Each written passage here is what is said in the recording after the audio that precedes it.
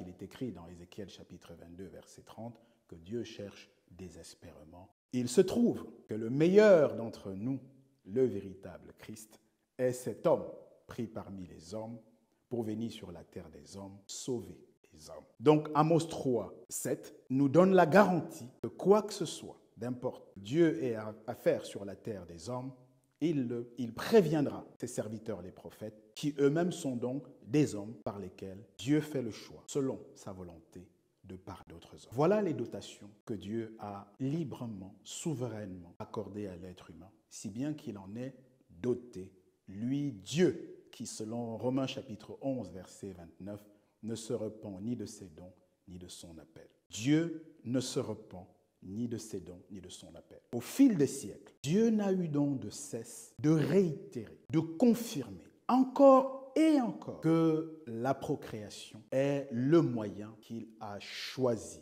délibérément et définitivement sur la terre pour y créer les êtres humains, à son image et à sa ressemblance. Tant et si bien que pour marquer le coup de façon solennelle et paisible, il a entendu nouer l'alliance avec l'humanité en choisissant le patriarche Abraham.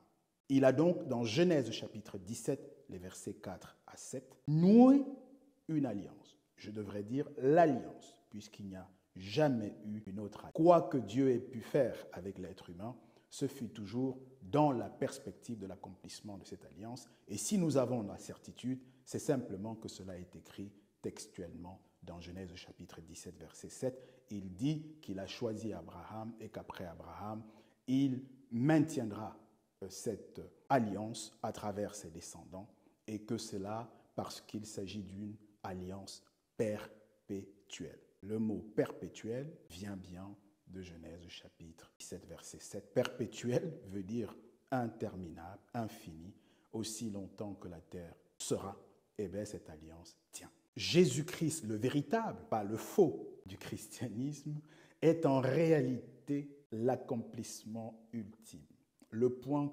culminant, le point d'orgue de l'alliance que Dieu a nouée avec Abraham dans Genèse chapitre 17. Parce que ce Jésus-Christ-là, le véritable, est la progéniture, la descendance charnelle d'Abraham, ce que n'est en aucun cas le Jésus-Christ, l'antichrist du christianisme, qui d'ailleurs le revendique. L'évangile chrétien revendique que son Jésus-Christ à lui n'est en aucun cas descendant charnel d'Abraham au titre de l'accomplissement de l'alliance. Il le revendique lorsqu'il explique que son Jésus-Christ chrétien n'a jamais eu aucun père biologique terrestre. On ne peut pas être meilleur avocat pour sa cause comme le sont les prédicateurs du christianisme, toutes dénominations confondues, sans aucune exception, revendiquent ces dénominateurs communs. C'est d'ailleurs à ces dénominateurs communs que se définit le corpus doctrinal de ce qui permet à un mouvement ou à un individu de dire s'il est chrétien ou pas. Ces trois éléments sont le fait de la naissance virginale sans aucun père, sans aucune descendance d'Abraham ou de David ou de Judas ou de Jacob, le fait d'arriver à devenir roi, allez savoir roi de qui? Certainement pas de David, par le truchement de l'adoption, alors que l'adoption est anti-biblique s'agissant du Messie. Aucun homme ne s'est jamais assis sur le trône de Judas, de David, autrement qu'en est descendant généalogiquement charnel, biologique, le fruit de ses dira le psaume 132, verset 11, ou encore 2 Samuel, chapitre 7, versets 12 et 16. Il y a donc l'adoption et la naissance virginale d'une part et la Trinité. Voilà réellement les trois éléments qui constituent transversalement le corpus doctrinal du christianisme. C'est à cela qu'on dit si vous êtes chrétien ou pas, si une église est chrétienne ou pas, si une dénomination est chrétienne ou pas, si un homme ou une femme est chrétien ou pas. Et ce Jésus-Christ-là, je vous le redis tranquillement, mais fermement et de manière grave, il n'est pas Christ de la Bible. Il n'a rien à voir avec les prophètes et les apôtres. Nous allons donc continuer pour dire que ce que nous affirmons là n'est pas fait à la légère.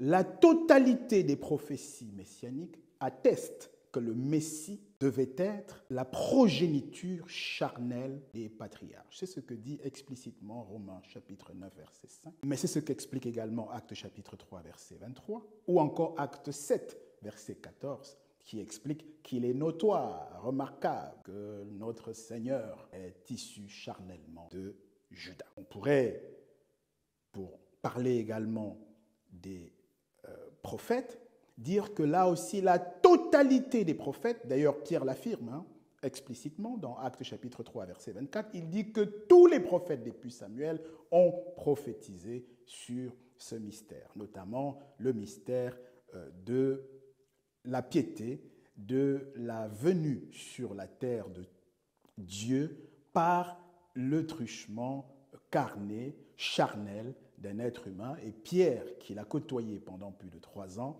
affirme sans embâche dans 1 Pierre 4.1 qu'il a souffert dans la chair. Hébreux 5.7 ne dit pas autre chose, puisqu'au jour de sa chair, dans la souffrance et les humiliations, il supplia pour qu'il puisse trouver miséricorde. Nous pourrions, comme ça, d'ailleurs, Ésaïe 53 ne dit pas autre chose, homme de douleur, habitué à la souffrance. Et Moïse explique, là aussi, qu'il s'agit, dans Deutéronome 18, verset 15, d'un homme choisi parmi le peuple, parmi les siens, pour faire du bien aux siens. Toute chose que n'est pas le Jésus-Christ du christianisme.